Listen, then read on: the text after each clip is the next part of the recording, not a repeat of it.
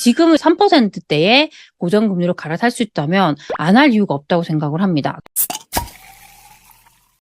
안녕하세요. 세비지입니다. 오늘 새벽에 경제 기사를 보다가 대출 관련 기사가 있어서 저희 소치님들에게 알려드리기 위해서 한번 가지고 와봤습니다. 요즘 같은 경우에 금리가 인상이 되면서 대출 이자도 계속적으로 높아지고 있는 상황이에요.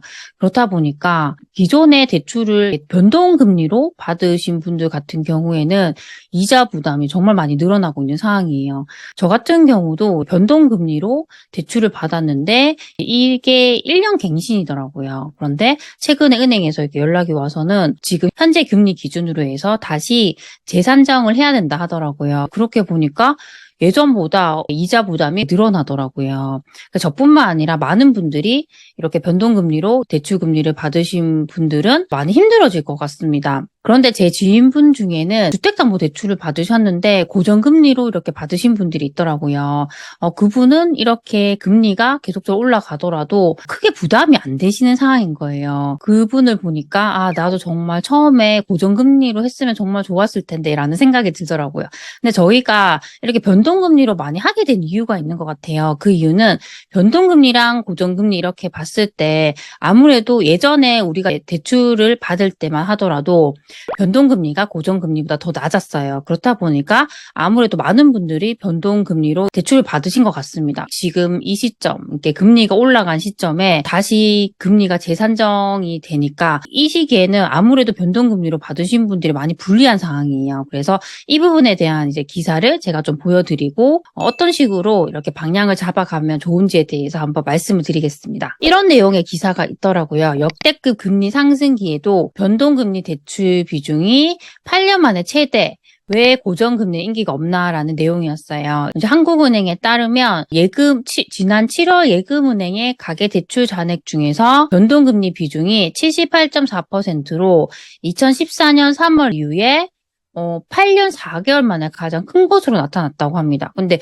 저희가 그냥 상식적으로 생각을 했을 때는 이렇게 금리가 계속 올라가는 상황에서는 당연히 고정금리를 더 선호하겠지라고 생각을 할 거예요. 그런데 저희의 생각과는 다르게 변동금리 비중이 지금도 높고 이게 8년 4개월 만에 가장 컸다라는 것이 가장 중요한 부분인 것 같습니다. 변동금리 대출을 받은 사람은 하는 기준금리 인상의 영향을 직접적으로 받습니다.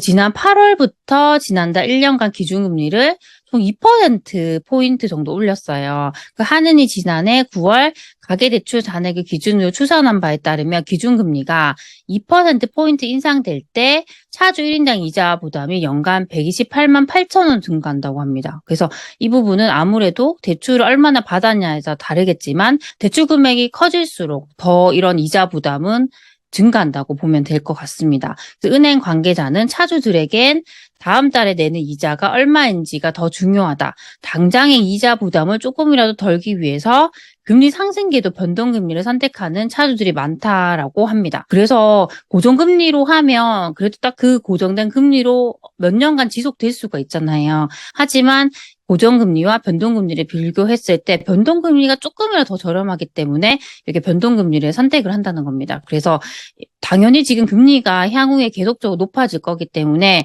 당연히 지금보다 이제 금리가 높아질 건 알고 있어요. 하지만 나에게는 당장 지금 다음 달에 내야 되는 그 이자가 얼마인지가 더 중요한 거예요. 그렇다 보니까 아직도 변동금리를 더 선호한다고 합니다. 그런데 그 기사에서도 말씀을 하셨는데 이 변동금리가 고정금리를 넘어설 수 있는 상황이에요. 왜냐하면 지금 금리가 계속 가파르게 올라가고 있는 상황이기 때문에 이렇게 얼마 있지 않아서 이런 고정금리를 넘어설 수 있기 때문에 내가 지금이라도 고정금리로 갈아탈 수 있다면 갈아타는 게 더 좋다라는 이야기를 많이 하시더라고요. 그래서 제 생각에도 지금 변동금리보다는 고정금리로 이렇게 해놓으시는 게 훨씬 더 안전하다고 생각을 합니다. 그래서 지금 안심전환대출을 이번 주부터 접수를 한다고 해요. 고정금리 3%대라고 합니다. 그래서 이 자격이 되시는 분들은 저는 안심전환대출로 전환하시는 게 훨씬 더 좋다고 생각을 합니다. 지금 제1, 2금융권의 변동금리 주택담보대출에서 주택금융공사의 3%대의 장기 고정금리 상품으로 갈아탈 수가 있다고 합니다. 대출금리는 기간에 따라서 연 3.8%에서 4% 정도이고 저소득 청년층은 최대 연 3.7% 정도까지 적용받을 수 있다고 합니다. 예전에 작년까지만 하더라도 이 변동금리의 대출금리가 2%대였어요. 그렇다 보니까 당연히 고정금리보다는 이렇게 변동금리를 많이 선호를 했어요. 지금은 금리가 뭐 5% 이상, 거의 8%에 육박하는 경우도 많아요. 그렇다 보니까 지금은 이렇게 3%대에 고정금리로 갈아탈 수 있다면 안 할 이유가 없다고 생각을 합니다. 그런데 이렇게 안심 전환대출을 받으려면 조건이 있습니다. 부부 합산 소득이 7천만 원을 넘으면 안 되고요. 주택 가격이 4억 원 이하인 1주택자여야만 가능합니다. 그리고 기존 대출 잔액 범위에서 최대 2억 5천만 원까지 대출을 받을 수 있다고 합니다.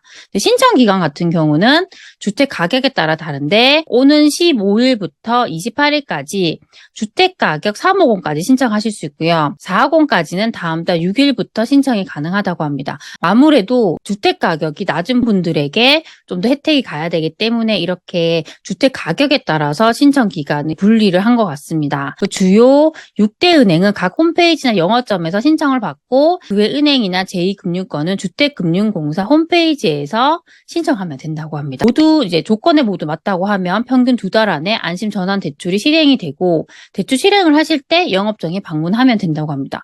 그리고 정말 메리트가 뭐냐면 기존의 주택담보대출에서 안심 전환 대출로 이렇게 갈아타야 되잖아요. 그럴 때 보통은 중도 상환 수수료가 발생을 하는데 이렇게 안심 전환 대출로 갈아탈 때는 중도 상환 수수료가 모두 면제가 된다고 합니다. 보통은 3년 안에 뭐 대출을 갚는다거나 다른 대출로 그 기간 안에 갈아탈 때는 중도 상환 수수료가 발생을 해요. 근데 이게 상당히 부담이 됩니다. 그래서 최대한으로 이렇게 중도 상환 수수료를 내지 않는 게 정말 좋은 것 같아요. 그런 측면에서는 정말 조건만 되신다면 안심 전환 대출을 받으시는 게 가장 좋을 것 같습니다. 오늘 이렇게 변동금리보다는 고정금리를 더 선택해야 되는 이유와 안심 전환 대출에 대해서 좀 알아봤습니다. 저는 항상 이렇게 생각을 했어요. 대출이라는 건 우리가 잘 활용만 한다면 나의 투자에 정말 좋은 동반자가 된다고 생각을 합니다. 하지만 내가 그 대출을 감당할 수 없는 선까지 가게 된다면 그건 오히려 나에게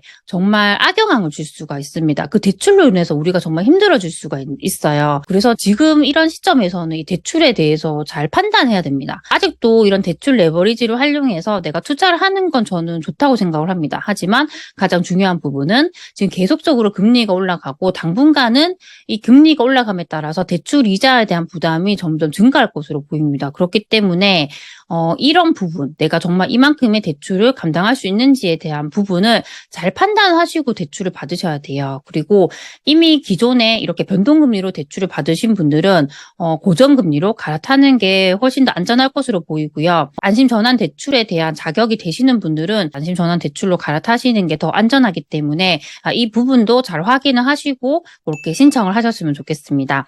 그래서 오늘 제가 말씀드린 부분이 우리 소치님들에게 조금이라도 도움이 되셨으면 좋겠습니다. 그럼 우리 다음 시간에 만나요. 안녕.